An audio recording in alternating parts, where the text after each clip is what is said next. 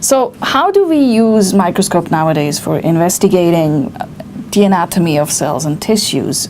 So at the turn of the century, of the last century, anatomy was really a discipline, an academic discipline of its own right.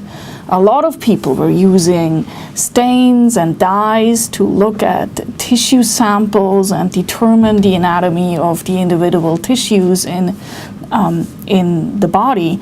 And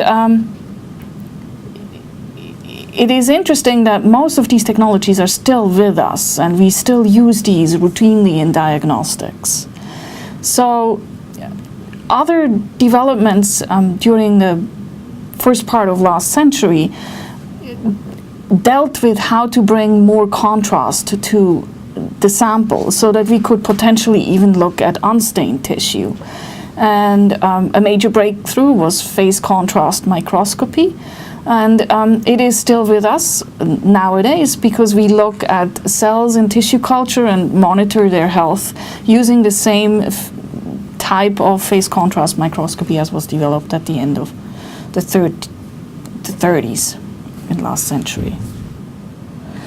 So microscopes can come in very simple manual microscopes where you manipulate objectives and light illumination.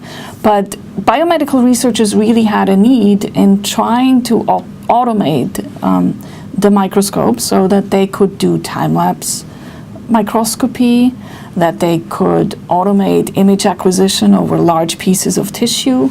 And the developments in the semiconductor industry, together with these wants of the biomedical researchers, led to the revolution that now we have a fully automated microscope.